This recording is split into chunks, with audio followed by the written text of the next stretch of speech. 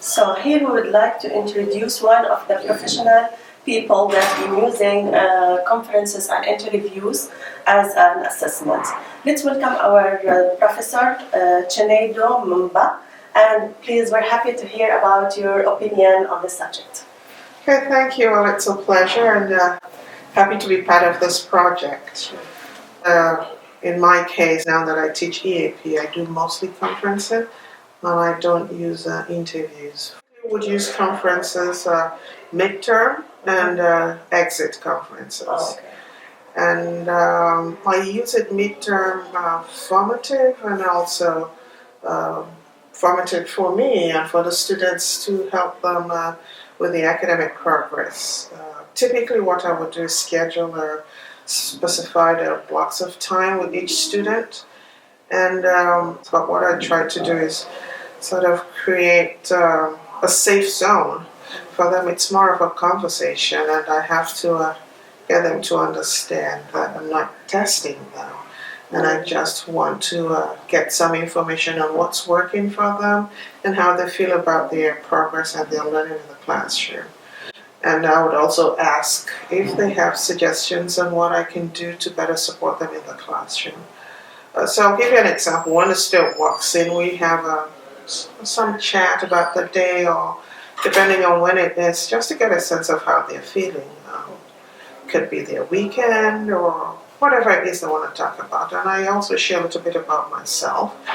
And then I'll remind them why we're meeting. I'll say, well, for instance, we're meeting because I want to let you know how you're doing, and I want to find out how the class is working for you, because your success is important to me. So once we establish that, I let them go first. So I ask, so how are you finding the course? What's working for you? What do you like about what you're learning? And what is it you don't like about your learning? So the thing about my students and I is we have a relationship where they trust that they can have an open and honest conversation with me about what's working and what's not working. And so do you think it's effective for them, and do you think that this is encouraged them to perform better? Oh yes, it does, because whatever feedback I get from them, I come back to class and we talk about that. So I would say, okay, so I met with the class, and at the end of the conference, this is the information I have about what's working and what's not working. And sometimes what they want is not feasible, and I explain to them that I can't do that for whatever reason. And some other times there are things I can change. So perhaps, too much homework, it makes it, And so we negotiate. I negotiate with my students, and we come to something that works. But more importantly for me is letting them know about their academic progress or any concerns I might have.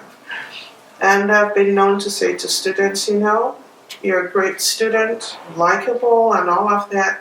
However, if you continue this way, you're going to fail. Could you please brief us about the exit conference? What's the procedure and how it's done?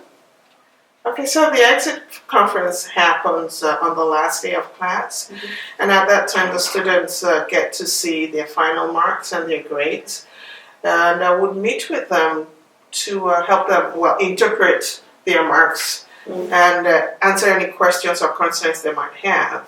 What I've found typically with the exit conference, is that the students want to, they're interested in getting strategies on what areas they should focus on and how to go about focusing on those areas, and any tips that one can give to help them just continue with the level of progress they are making, or to improve on whatever it is they're doing. So that's the difference I find. And for me as the instructor, the exit one is also really beneficial, because at that time, if they had any concerns about how honest they could be about feedback, the marks are in, I'm not going to go back and fill them or anything.